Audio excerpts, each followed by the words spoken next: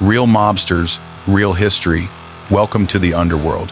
In 2008, Hollywood actor Tom Hardy painted his face white, stepped onto a velvet stage, and immortalized a grinning, charismatic brawler. He sold you a myth, a cinematic legend. But the man behind the movie is not a legend. He is a casualty of a war that has lasted 52 years. A man who has taken hostages 11 times, fought fully armored riot squads completely naked, and bent iron prison bars with his bare hands. He is officially Britain's most violent prisoner. Yet, in half a century of unbroken rage, he has never murdered a single soul. And the most sickening part? This entire nightmare, the destruction of his life and the lives of those he traumatized, began over a pathetic 26 pounds. This is the true, unromanticized story of Michael Gordon Peterson, a man the system locked in a cage, only to discover they had accidentally forged a monster they could no longer control. Start at the beginning, because the beginning makes absolutely no sense. Michael Gordon Peterson was born on the 6th of December 1952 in Luton, an industrial town just north of London. His parents ran social clubs. They kept a respectable, quiet home. His aunt and uncle even served as the local mayor and mayoress. This was not a crime family grooming a future mobster. This was a family of framed photographs, Sunday dinners, and strict manners. His own aunt would later describe him as a lovely lad, a gentle, mild-mannered boy who actually defended the weak from bullies. Hold on to that image of the gentle boy, because you are about to watch him vanish forever. In his early teens, the family moved north to Cheshire, and something inside Michael shifted. A dark switch flipped. By 13, the polite boy was running with a gang of petty thieves. He skipped school constantly. He fought not out of anger, but for the sheer thrill of the physical impact. He took a job stacking shelves at a local supermarket, and it lasted exactly 2 weeks. It ended when he brutally attacked his own manager. Shortly after, he smashed up a row of parked cars following a petty argument with a girlfriend's father, earning his first taste of a jail cell on remand. By 19, he was walking away with a suspended sentence for a smash-and-grab raid. He drifted into working as a circus strongman, utilizing his natural, freakish strength to bend metal bars, and grew the thick handlebar mustache that would eventually become the most famous facial hair in British criminal history. He married young. He had a baby boy. He was barely 20 years old, with a wife, a child, and absolutely no money to feed either of them. Which brings us to the crime that started it all. If you want to understand the madness of the man he became, look at the sheer stupidity of the inciting incident. The year was 1974. The target was a small, sleepy sub-post office in the quiet village of Little Sutton. There were no security cameras. There were no armed guards. There was just a wooden counter and a terrified cashier. Michael Peterson walked in carrying a sawn-off shotgun. The entire robbery took less than 60 seconds. The haul? 26 pounds and 18 pence. A sum worth perhaps 300 pounds today. It was barely a decent week's wages. It was a pathetic, amateurish grab for cash, but the law did not care. The police caught up with him effortlessly. The presence of the shotgun elevated a petty theft into an armed robbery, and the judge decided to make an example of the young circus strongman. Michael Peterson was handed a 7-year prison sentence. Here is the ultimate tragedy hidden in the math. A 7-year sentence, served quietly with good behavior, could have seen Michael home before his 30th birthday. He could have returned to his wife. He could have raised his son. He could have faded into the quiet life of an ordinary ex-convict. Instead, as the heavy iron gates of Walton Jail slammed shut behind him in 1974, Michael Peterson made a single, catastrophic decision that would ensure he never truly saw the outside world again. He looked at the guards, he looked at the concrete walls, and he decided that the prison itself was his mortal enemy. The war had begun.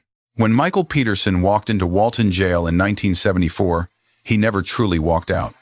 The prison system is a machine designed to strip a man of his individuality. They give you a number, they tell you when to sleep, when to eat, and when to speak. For a young man built on physical pride and a quick temper, this total loss of control was unacceptable. The war started almost immediately. At Walton, without any clear provocation, he viciously attacked 2 fellow inmates. The prison authorities responded exactly how you would expect. They threw him into solitary confinement and then shipped him off to another facility, Hull Prison. But at Hull, the aggression only escalated. He went after another prisoner with a heavy glass jug, nearly killing the man on the spot. The response? Another brutal stint in solitary. Another transfer in the back of a secure van. This time to Armley Jail in Leeds. A dark, unbreakable pattern was established. Attack, solitary, transfer, repeat.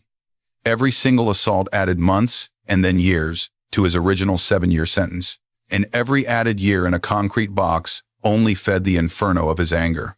We have to pause here to understand the physical transformation that was taking place. What happens to a human being when you lock them in a windowless cell measuring just 10 by 6 feet for 23 hours a day, month after month?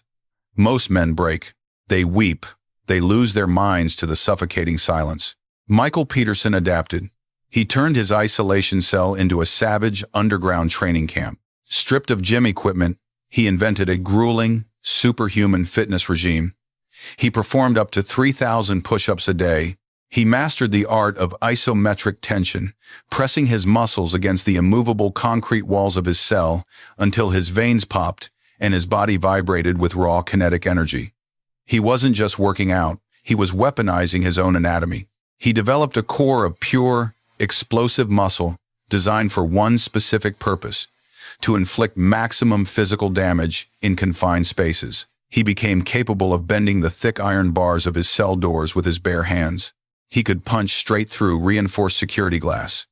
The prison guards realized with mounting horror that whenever they turned the key to his cell, they were no longer dealing with a normal inmate. They were opening the cage of an apex predator.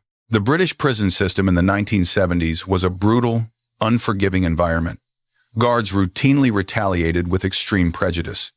But violence was Michael's native language. The beatings did not deter him, they fueled him. In 1976, at Wandsworth in London, he escalated his one-man war by attempting to poison the prisoner in the cell next to his. The authorities were rapidly running out of options. They shipped him to Parkhurst on the Isle of Wight. This was the island fortress, the British equivalent of Alcatraz, where the state warehoused its hardest, most irredeemable men. But throwing Peterson into a shark tank only stroked his massive ego. He assaulted prison officers, staged violent protests, and constantly disrupted the fragile ecosystem of the prison. The system fought back with deeper isolation and chemical sedatives, but absolutely nothing worked. His physical strength was terrifying, and his pain tolerance was absolute. You cannot deter a man who actively embraces the punishment. By 1978, following another brutal attack on a prison officer and a violent suicide attempt, the system finally threw its hands up. They realized they could not physically break him. The beatings, the isolation, the added years, none of it mattered. So, the authorities changed their strategy. They concluded that Michael Peterson was not just a violent criminal. They decided he was medically insane. And if he was insane, he didn't belong in a prison. He belonged somewhere far worse. They certified him under the Mental Health Act and sent him to the darkest, most terrifying place in the United Kingdom. Broadmoor. Just the name is enough to send a shiver down the spine of the British public. It is the most infamous high-security psychiatric hospital in the country. It is the end of the line, the final dumping ground for the men that no conventional prison could explain and no society could endure. When Michael Peterson arrived in 1978, the doctors attempted to subdue his terrifying energy with heavy chemical sedatives. They wanted to turn the raging bull into a compliant, drooling zombie. But Peterson's sheer physical vitality and deep-seated paranoia fought through the medication. And even in a fortress filled with serial killers, cannibals, and the criminally insane, Michael Peterson managed to stand out. It was at Broadmoor that he nearly crossed the line that would have changed his legacy forever. He attacked a fellow patient named Gordon Robinson, looping a silk tie around the man's neck and pulling with all of his freakish, heavily trained strength. Robinson's face turned purple. The breath was crushed from his lungs. Peterson was seconds away from becoming a murderer. But then, a miracle happened. The silk tie tore. The delicate threads of the fabric gave way under the immense tension of his own biceps. Stop and think about that detail. A few torn threads of silk are the only reason this story contains no murder. The coroner never had to open a file, simply because the fabric failed before the victim did. Following the attack, Peterson plunged into depression. But he soon found friendship in the most unlikely of places. He caught the attention of the Kray Twins, Ronnie and Reggie, the legendary gangland kings who had violently ruled London's underworld in the 1960s. The Krays were Britain's most famous murderers, but they took a profound liking to the young powerhouse.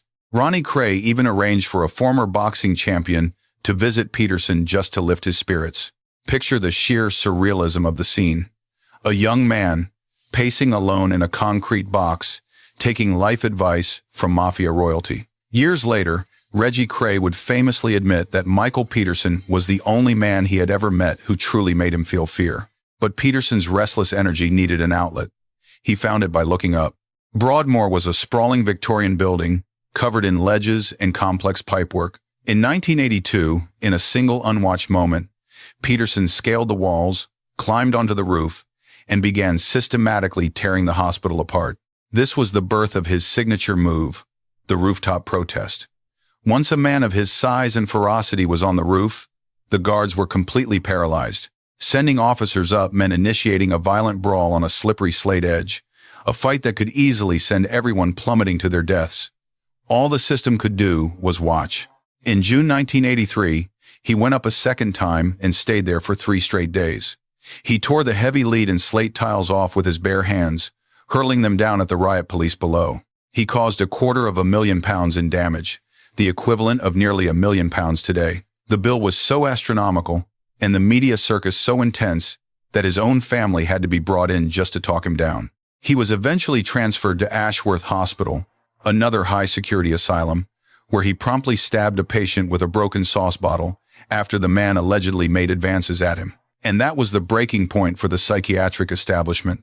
The doctors threw up their hands. After years of evaluation, their conclusion was terrifyingly simple. Michael Peterson was not insane at all. He was simply, purely violent. They shipped him back to the standard prison system. He returned to Walton. He staged another massive rooftop protest. He punched inmates. He choked the governor of Wormwood Scrubs.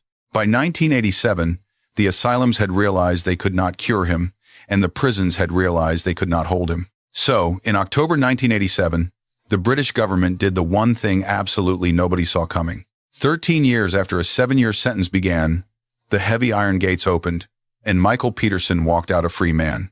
Now, remember one number, 69. That is exactly how many days this freedom is going to last. He did not know the number. You do. But to understand why he failed so quickly, you have to watch exactly how he spent it. When Michael Peterson walked out of the prison gates, he was a man out of time. He was met by his family and spent a few days with his parents on the quiet Welsh coast. But the outside world was too loud, too chaotic, and completely terrifying. He was suffering from severe institutionalization. For 13 years, his entire existence had been dictated by the rigid schedule of guards and the 4 walls of a concrete box. He did not know how to buy groceries. He did not know how to hold a conversation without preparing for a fistfight. The freedom got very strange, very fast. Just days into his release, he bought a plastic water pistol, modified it to look real, and used it to intimidate a stranger into driving him across the country to Luton. Barely hours into liberty, he was already committing crimes with a toy. But his violent energy needed a genuine outlet. He found it in the murky, blood-soaked underworld of London's East End. Unlicensed boxing was a cash machine hiding in plain sight. It was an illegal circuit of warehouse fights, bare-knuckle brawls, and gangland audiences passing around wads of untaxed cash. When an underground fight promoter looked at this freshly released convict, a shaven-headed powerhouse with a terrifying handlebar mustache and arms like tree trunks, he didn't see a broken man. He saw a walking payday. They put him in front of anyone who dared to step into the ring, and they simply let nature take its course. By his own account, he fought hardened criminals, professional brawlers, and once, allegedly, he even fought a Rottweiler. But the promoter realized that they needed a gimmick. He told his new fighter that Michael Peterson was no name for a bare-knuckle brawler. It sounded like a mild-mannered accountant. They needed something sharper, something intimidating. The promoter suggested the name of a famous Hollywood tough guy, the star of the violent vigilante film Death Wish. They called him Charles Bronson. If you have seen the Tom Hardy film, you remember this exact scene. For once, the cinematic myth got it dead right. That is truly how it happened. Under the dim, smoky lights of an East End fighting ring, Michael Peterson died, and Charlie Bronson was born. But the problem, as always, was the man himself. You can change the name, but you cannot cure the pathology. Bronson had met a girlfriend during his brief stint on the outside. Reports say he desperately wanted to buy a ring to propose to her. But instead of saving his fighting money, he defaulted to the only language he truly understood, taking what he wanted by force. On the 7th of January 1988, exactly on day 69 of his release, he walked into a jewelry store and robbed it. The movie softened this moment into a tragic heartbreak story about a rejected proposal. The official record is much simpler and infinitely sadder. 69 days. That was the entire harvest of 13 agonizing years inside. He threw it all away for a piece of jewelry. The courts showed zero mercy. The judge handed him another 7-year sentence. When the heavy doors of the prison slammed shut this time, the dynamic had completely shifted. He was no longer Michael Peterson, the angry young boy raging against an unfair sentence. He was Charlie Bronson, a heavily institutionalized apex predator whose entire identity now lived behind bars. And he was about to launch a terrifying new phase of his war. He was done attacking guards. Charlie Bronson was ready to take hostages. Back inside, the war resumed, but the rules of engagement had entirely changed. Charlie Bronson had realized that simply punching a prison guard only earned him a brutal beating and a solitary cell. If he wanted to truly hurt the system, he needed leverage. He needed captives. Welcome to the 1990s, the siege years. To understand a Bronson siege, you have to look at it not as a random act of violence, but as a carefully calculated tactical operation. The opportunity always lay in the system's own chaos. A door left unlocked for a fraction of a second. A civilian worker wandering too close. Bronson would grab the target, drag them into a room, barricade the heavy doors, and take complete control of the environment. But it was his preparation for the inevitable police raid that became the stuff of terrifying legend. Before the fully armored prison riot squads arrived, Bronson would execute a masterpiece of tactical madness. He would strip entirely naked and slather every inch of his heavily muscled body in butter, margarine, or liquid soap. When the riot police finally battered down the door with their shields and batons, they were confronted with a nightmare. Dozens of heavily geared men would dogpile onto Bronson, only to find they could not grapple him. He was a 200-pound, frictionless battering ram, slipping through their grips, breaking their noses, and smashing their riot shields with his bare fists. And then came the demands. The demands were a bizarre mixture of sheer terror and absurd theater, designed specifically to make the entire British government look completely ridiculous. In 1993, while on remand, he took a prison librarian hostage. When the police negotiators set up their command post and asked what it would take to end the standoff, Bronson delivered his terms. He demanded a helicopter, an inflatable doll, and a cup of tea. The film staged this librarian siege as a highly stylized, cinematic brawl. But the true ending was stranger and far more humiliating than anything a Hollywood screenwriter would dare to invent. After hours of tense negotiations, Bronson abruptly released the hostage in a fit of absolute disgust. Why? Because the terrified librarian had accidentally broken wind in front of him. That detail is officially logged in the prison records. You can laugh at the absurdity of it. The newspapers certainly did. But the prison system did not find it funny. A few years later, Bronson escalated his theater of the absurd to dangerous new heights. He managed to take a group of inmates hostage, including 2 Iraqi prisoners, who were incarcerated for actually hijacking an airplane. The accounts of this siege read like a fever dream. Bronson reportedly forced the convicted hijackers to tickle his feet and address him exclusively as general. He shouted his demands to the panicked negotiators outside. He wanted an axe, 2 Uzi submachine guns, 5,000 rounds of ammunition, and a private jet flown directly to Libya. Again, the British tabloids printed the story as dark comedy. They painted him as a lovable rogue, a quirky anti-hero fighting the establishment. But look beneath the butter, the inflatable dolls, and the newspaper headlines, and you will find the real currency of a Bronson siege. Control. This was a man who was not allowed to choose his own food. He was not allowed to choose his own clothes. He had absolutely no say in when the lights in his cell were turned on or off. But for a few hours, with his hands wrapped around a hostage, he was the king of the castle. Prison governors had to call him. Highly trained police negotiators had to beg him. He ran the entire building. The problem was the arithmetic. Every single siege added more years to his sentence, and every year in deeper isolation destroyed a little more of his sanity, making the next siege inevitable. The hostage situations were a twisted game to Charlie Bronson, but the game was about to cross a terrifying line. He was about to take a hostage that would strip away all the Hollywood glamour, silence the laughing tabloids, and reveal the devastating human cost of his violence. By 1999, at Hull Prison, something incredibly rare was happening. Charlie Bronson was calm. During his years in the asylum system, he had discovered a deep passion for art. He spent his days drawing strange, surreal cartoons and writing poetry. The prison staff, desperate for anything that kept his hands busy and his temper down, actively encouraged it. One of those staff members was a man named Phil Danielson. He was not a prison guard. He was a civilian education worker, a teacher. In January 1999, Danielson looked at one of Bronson's drawings and offered a piece of mild criticism. That was the entire offense. A teacher doing exactly what teachers are supposed to do. To a stable human being, it was constructive feedback. To Charlie Bronson, after 25 years of living in cages, it landed like a declaration of war. He came for Danielson. He looped a skipping rope tightly around the terrified teacher's neck. He dragged him through the prison at knife point, and then he unleashed a tidal wave of pure destruction. Bronson began tearing Hull Prison apart around them both. He hurled heavy furniture and tossed industrial refrigeration units across the floor as if they were made of cardboard. At one point, in a display of blinding adrenaline, he wrenched a heavy washing machine completely out of the wall. The sheer exertion actually knocked him unconscious for several minutes, but the moment he woke up, he carried right on. For 44 agonizing hours, negotiators desperately tried to talk him down, while a civilian teacher sat tied up like an animal, entirely convinced he was going to be brutally murdered. Finally, Bronson let him go. The Hollywood film portrays this exact siege as a surreal, almost beautiful moment where violence transforms into art. It completely erases the human cost. Here is the cold, unforgiving reality. Phil Danielson was left with catastrophic post-traumatic stress disorder and acute anxiety. He never worked again. For years afterward, simply driving past a prison could trigger a crippling panic attack. His career was left in ruins.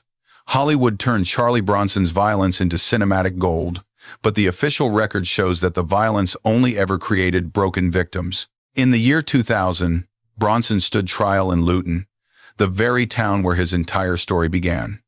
The judge handed him a discretionary life sentence, but with a minimum term of just 3 years. Read that again, 3 years. That minimum sentence expired in 2003. Yet, more than 2 decades later, he is still locked inside. He has fallen into the ultimate bureaucratic trap. To be released, the parole board dictates that he must prove he can behave in a less restrictive environment. But because of his violent history, he is never allowed into a less restrictive environment. He is trapped in a locked room, forced to find a key that is kept on the outside. He is currently housed at Woodhill, in a specially built close supervision unit, living his days in a concrete box. But the man known as Charlie Bronson is technically no longer there. In 2014, he performed one final, psychological transformation. He legally killed off the Charlie Bronson persona. He officially renamed himself Charles Salvador, after the surrealist painter Salvador Dali. He declared that the violent hostage-taker was dead, and only the artist remained. Today, Charles Salvador is an elderly man in his 70s. He has served over 52 years in the British prison system. Out of a half-century of life, he has spent exactly 122 days as a free man. Looking back at the millions of pounds spent, the lives traumatized, and the decades of unbroken rage, the courts and psychologists are still left with one haunting question they cannot answer. Is he locked up because he is dangerous, or is he dangerous because he is locked up? Did the system build a cage strong enough to hold Michael Peterson? Or did the cage itself forge the monster they could never control? If this story got under your skin, make sure you hit that subscribe button. The archives of criminal history are full of myths waiting to be shattered. Drop a comment below and tell us which real figure behind a famous movie you want us to expose next. Until then, watch the quiet ones. They always turn out to be the most dangerous. Fast forward to the modern day. the world outside has entirely transformed. The internet was born, governments rose and fell, and generations grew up and grew old. But inside the concrete walls of Wood Hill Prison, time stands perfectly still. In March 2023, Charles Salvador made history once again. He became only the second prisoner in British history to be granted a public parole hearing. The media tuned in, expecting the roaring monster from the 1990s. Instead, they heard the raspy voice of a 70-year-old man. He told the parole judges that he was done with violence. He claimed he had eaten, in his own words, more porridge than Goldilocks and the Three Bears, and that he simply wanted to go home and paint. The parole board listened. They reviewed his record, and then they firmly locked the door. The answer was no. Even as we look at his status today in 2026, pushing deep into his 70s, his multiple appeals continue to hit a brick wall. He remains trapped in the same bureaucratic purgatory, but there is a profound irony in his final chapter. The man who once caused millions of pounds in damage to government property is now officially an award-winning artist. He has won more prison art awards than any other inmate in British history. His strange, surrealist paintings have been auctioned off to the public, raising thousands of pounds for charity, including funding medical treatments for sick children. The violent thug who robbed a post office for £26 has, in his old age, become a philanthropist from inside a solitary confinement cell. So what is the final verdict on the cinematic myth of Charlie Bronson? Tom Hardy's movie is a masterpiece of entertainment, but it is fundamentally a lie. It sells you the Velvet Theater, the stage monologues, and the applauding audience. It makes the violence look like a grand, beautiful performance. But Hollywood never showed you the real Phil Danielson, spending the rest of his life looking over his shoulder, his career destroyed by 44 hours of sheer terror. Hollywood never showed the true despair of a man slathering himself in butter because physical combat was the only way he knew how to communicate with the world. The movie made the violence into art. The historical record shows it only ever made victims. Today, Charles Salvador breathes recycled air. He paints his strange creatures. He counts the cracks in the wall. 52 years served, a lifetime completely extinguished. And the terrifying truth remains. The system built a cage strong enough to hold Michael Peterson, but they just never built a door he was able to walk through. If this story got under your skin, make sure you hit that subscribe button. The archives of criminal history are full of myths waiting to be shattered. Drop a comment below and tell us which real figure behind a famous movie you want us to expose next. Until then, watch the quiet ones. They always turn out to be the most dangerous.